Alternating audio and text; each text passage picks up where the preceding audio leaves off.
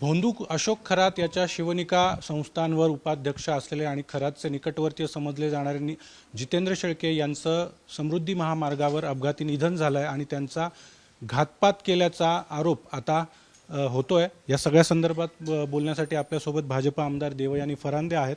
आत्ता काही वेळापूर्वी त्यांचा अपघात झाला आणि तो घातपात आहे अशा पद्धतीचे आरोप करण्यात येत आहेत। शेळकेंचा अपघात झालेला आहे, मागून कंटेनरला त्यांची गाडी धडकलेली आहे। हा दुर्दैवी अंत आहे, परंतु ह्या विषयावरती घातपात आहे अशा पद्धतीचं काहीतरी वेगळ्या पद्धतीचं राजकारण करणं किंवा त्याला वेगळी दिशा देणं असं होता कामा नये। प्रकरण अतिशय गंभीर आहे।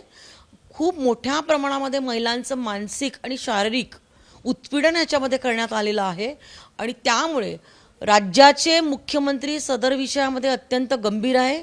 गृह खात्याने सुमोटो राज्याच्या मुख्यमंत्र्यांनीच हे प्रकरण जे आहे उघडकीस आणलं आणि याच्यामध्ये मनी लॉन्ड्रिंग होतंय का हे देखील त्या दिशेने देखील पोलीस तपास करत आहेत आणि त्यामुळे कुठंतरी अशा पद्धतीने घातपात करणं असा विषय त्याच्यामध्ये असू शकत नाही।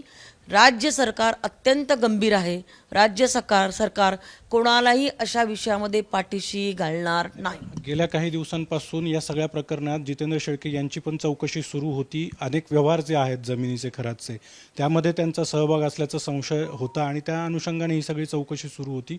ज्या परिस्थितीत हा अपघात झाला त्या शेवटच्या लेनवर जे कंटेनर होता त्याला जाऊन गाडी धडकलेली।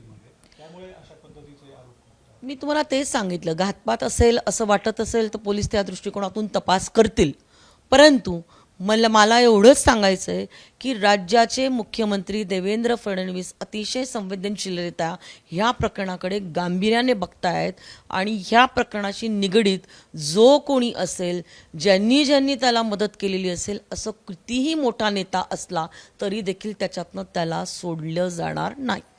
पण भोंदू खरातला अटक झाल्यानंतरच अनेक आरोप केले जात होते की त्याच्या जीवाला धोका आहे, त्याचा एन्काउंटर होऊ शकतो, त्याच्यासोबतचे जे सहकारी की ज्यांची आता चौकशी सुरू आहे संशयास्पदरित्या अशा पद्धतीने अपघातात मृत्यू होतो।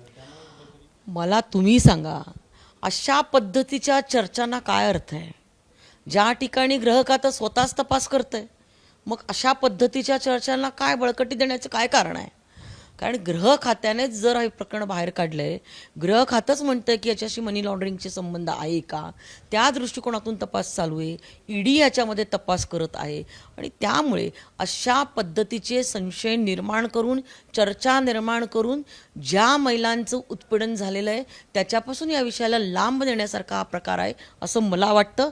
आणि एक महिला लोकप्रतिनिधी या नात्याने माझी एवढी मागणी राहील की मनी लॉन्ड्रिंग झालं असेल तर त्याचा निश्चित तपास सरकारने करावा, जलद गतीने करावं, परंतु फास्ट ट्रॅकवरती हा खटला चालवून त्याला फाशीची शिक्षा मिळायला पाहिजे। आपण पाहतोय की जितेंद्र शेळके यांचा अपघात हा कुठलाही घातपात नाही आहे, उलट ज्या महिलांचं लैंगिक शोषण झालेलं आहे त्यांना न्याय मिळण्यासाठी हा खटला जो आहे तो फास्ट ट्रॅकवर चालवावा अशा पद्धतीची मागणी भाजप आमदार देवयानी फरांदे यांनी केली आहे। कॅमेरामन प्रवीण काळबांडेसह अभिजित सोनवणे, साम टीव्ही, नाशिक।